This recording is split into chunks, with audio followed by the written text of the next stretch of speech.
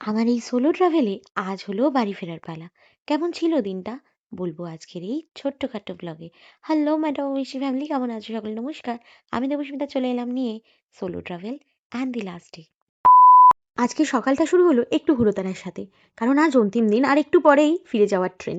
তাই এদিক ওদিক না তাকিয়ে ছুটতে চলে এলাম সূর্যোদয় দেখতে, একেবারে বেডশিট গায়ে জড়িয়েই 1 মিনিট দূরত্বেই এই সি বিচ এসেই ফার্স্টে এক ভাঁড় চা নিয়ে এই সূর্যোদয়ের মুহূর্তটা নিজের কাছে বন্দি করে নিলাম। একটু হলেও সময়টা যেন থমকে গেল আমার কাছে। তবে এই সি বিচের একটা বিশেষত্ব রয়েছে, এটাকে ভ্যানিশ সি বিচ বলা হয়, কারণ এখানে অতিরিক্ত ভাটার কারণে সমুদ্র যায় প্রায় 5-6 কিলোমিটার পিছিয়ে, আর চারিদিকে পড়ে থাকে ঝিনুক এবং শঙ্খ। তবে আমার সেগুলো কোরানো হলো না, কারণ আমার রয়েছে তারা। তাই ফিরে এলাম রিসর্টে আর ফ্রেশন আপ হয়ে রওনা দিয়ে দিলাম আমার বাড়ির উদ্দেশ্যে। তবে রিসর্টের ব্লগ নিশ্চয়ই তোমরা দেখেছো, না দেখলে মিস করো না, কিন্তু লিঙ্ক দিয়ে দিলাম কমেন্টে, চট করে দেখে নিও ফুল ডিটেলসের জন্য। পৌঁছে গেলাম বালাসো স্টেশনে। রিসর্ট থেকে আমার বালাসো স্টেশনে পৌঁছাতে ওই 1 ঘন্টা মতন লাগলো অটো করে। স্টেশনে এসে দেখলাম স্টেশনটা বেশ পরিষ্কার পরিচ্ছন্ন, আর সব থেকে যেটা বেস্ট লাগলো সেটা হচ্ছে এই লিফট অপশনটা।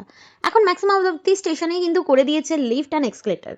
মোটামুটি লাগেজ ক্যারি করতে বেশ সুবিধা হয়। তবে আমার কাছে একটু যেহেতু বেশি লাগেজ ছিল, তাই আমি একজন কুলিকে ডেকে নিয়েছি। 150 টাকার মধ্যে সে আমার লাগেজ একেবারে ট্রেনে তুলে দিয়েছে।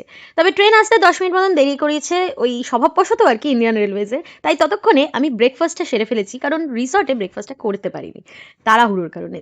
যথারীতি শতাব্দী এসে পৌঁছালো স্টেশনে, উঠে পড়লাম। আর শতাব্দী যেহেতু নিজের নামকে বজায় রেখে নিয়ে চললো একদম তীরের বেগে। খড়গপুর স্টেশন পার হতে না হতেই দিয়ে গেল লাঞ্চ, আর লাঞ্চটা ছিল বেশ ডিসেন্ট। ভাত, রুটি, একরকম ভাজা, তার সাথে ছিল চিকেন, দই অ্যান্ড পিকল। সব মিলিয়ে খেয়ে দিয়ে একটু রেস্ট নিয়ে চলে এলাম হাওড়া স্টেশন। এই ছিল আমার গোটা ট্রিপের গল্প, যেটা তোমাদের সাথে এতদিন ধরে আস্তে আস্তে শেয়ার করলাম। কেমন লাগলো আমার এই বালাসোর ট্রিপ জানাতে ভুলো না। এসে হাজির হয়ে গেলাম, আমার বাবাও আমাকে রিসিভ করতে এসে হাজির হয়ে গেছিলো। সব মিলিয়ে আমার এই বালাসোর ট্রিপ কিন্তু বেশ মেমোরেবল হয়ে গেল।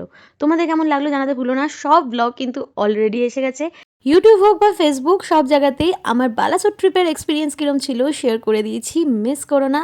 কীরকম লাগলো ব্লগগুলো জানাতেও ভুলো না। অ্যান্ড ফলো সাবস্ক্রাইব করে পাশে থাকো, কারণ আসছে খুব শিগগিরই আরও নতুন নতুন জায়গার ব্লগ। তাই স্টে টিউন উইথ মিষ্টি। Tata. Subscribe now and click the bell icon to stay tuned.